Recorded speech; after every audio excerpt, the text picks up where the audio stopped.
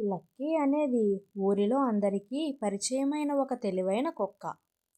రోజంతా పిల్లలతో ఆడుకుంటూ, తన యజమాని ఇంటిని కాపాడుతూ హాయిగా గడిపేది.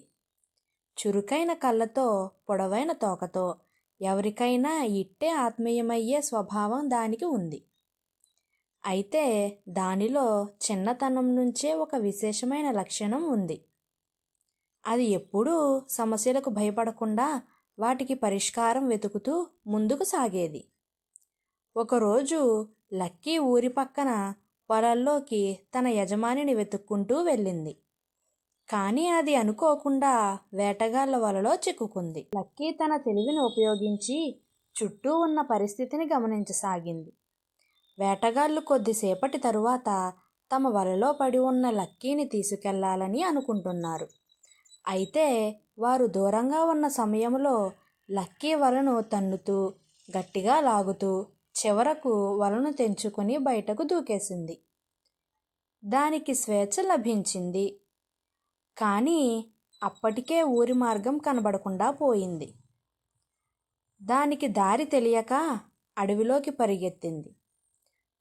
చుట్టూ ఎటు చూసినా ఎత్తైన చెట్లు, వింతగా అరుస్తున్న పక్షుల శబ్దాలు వినిపించాయి. ఇక్కడ నేను ఎలా బ్రతుకుతాను అని లక్కీ కొద్దిసేపు భయపడింది. కానీ వెంటనే తన ఆలోచనను స్థిరం చేసుకుని నేను తప్పకుండా బయటపడతాను అని నమ్మకంతో ముందుకు సాగింది. ఒకరోజు అడవిలో లక్కీ తన మార్గాన్ని వెతుక్కుంటూ నడుస్తూ ఉండగా ఒక చిరుత తనను గమనించింది. లక్కీ మొదట వెనక్కి తగ్గాడు. కానీ వెంటనే ధైర్యంగా చిరుతను చూస్తూ, నేను మీకు హాని చేయడానికి రాలేదు. నేను తప్పిపోయాను.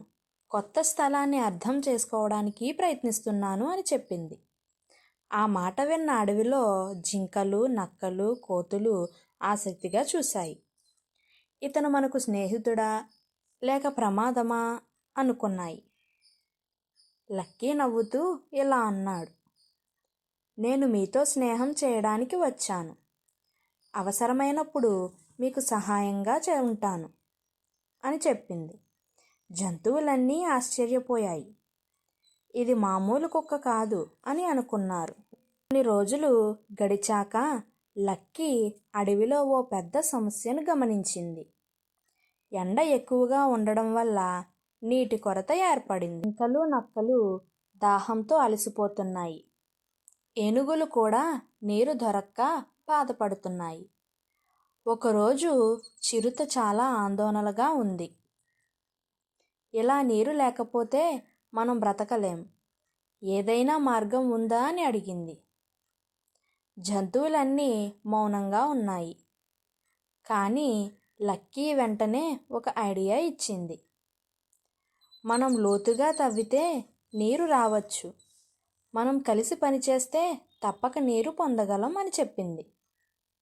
అప్పుడు అన్ని జంతువులు కలిసి పనిచేయడం ప్రారంభించాయి. ఏనుగులు తొండంతో గట్టిమట్టిని తీసేశాయి. కోతులు చిన్న రాళ్లను పక్కకు తొలగించాయి. జింకలు, నక్కలు మట్టిని త్రవ్వడం ప్రారంభించాయి. లక్కీ అందరికీ మార్గనిర్దేశం చేసింది. కొన్ని గంటలు కఠిన శ్రమ తర్వాత నీరు ఊరింది. అన్ని జంతువులు ఆనందంతో కేకలు వేశాయి. ఇదే మన ప్రాణాధార అనుకున్నాయి. ఆ సంతోషం ఎక్కువసేపు నిలవలేదు. అడవి నిశ్శబ్దంగా ఉంది. మృగరాజు సింహం గర్జిస్తూ ముందుకు వచ్చింది. భయంతో జంతువులంతా వెనకకు వెళ్ళాయి. కానీ లక్కీ మాత్రం నిశ్చలంగా, ధైర్యంగా నిలబడింది. ఇక్కడ నిజమైన నాయకుడు ఎవరు? ఇది నా రాజ్యం. నీచమైన కుక్కలకు ఇక్కడ చోటు లేదు అందవ్. అప్పుడు లక్కీ రాజు అంటే భయపెట్టడం కాదు, సమస్యను పరిష్కరించడం అంది. సింహం నవ్వుతూ, నువ్వా నాకు పోటీ? నువ్వు నేనంటే భయపడాలి. నా ఒక్క గర్జనకే అడవి వణుకుపోతుంది. కానీ నువ్వు ఇక్కడ నిలబడి నా ఎదుట మాట్లాడుతావా అంది. లక్కీ నాయకత్వం అంటే భయం పుట్టించడం కాదు, సమస్యను పరిష్కరించడం అని చెప్పింది. అప్పుడు సింహం, నీకు నాకు పోటీనా? నీకు వేటాడడం కూడా రాదు. అలాంటి వాడు ఈ అడవికి నాయకుడా? అప్పుడు లక్కీ, నాయకుడు అంటే వేటగాడు కాదు, మార్గదర్శి. నేనెప్పుడూ నాశనం చేయడానికి ప్రయత్నించలేదు. కానీ నీ బలాన్ని చూసి జంతువులంతా భయపడుతున్నాయి. నాయకుడికి గౌరవం అవసరం, భయం కాదు అని చెప్పింది. సింహం కాస్త నిశ్చలంగా నిలిచి బుడుగు చెప్పిన మాటలు ఆలోచించసాగింది. సింహం క్షణం ఆలోచించింది. ఈ కుక్క తనను ప్రశ్నించడమే కాకుండా నిజాయితీగా మాట్లాడుతుంది. సింహం అటూ ఇటూ చూసింది. అడవి జంతువులంతా లక్కీని గమనిస్తూ ఉన్నారు. జింక, లక్కీనే మన కోసం నిలబడ్డాడు అంది. కోతి, నిజమైన నాయకుడు భయం పుట్టించడు, భద్రత ఇస్తాడు అంది. నక్క, సింహం బలమైనదైనా మన గుండెల్లో గెలిచినవాడు మాత్రం లక్కీనే అని చెప్పింది. తర్వాత సింహం నవ్వి, చివరికి సింహం కూడా నువ్వే ఈ అడవికి అసలైన రక్షకుడివి అంది. ఆ రోజు నుంచి లక్కీ అడవి రక్షకుడుగా మారాడు.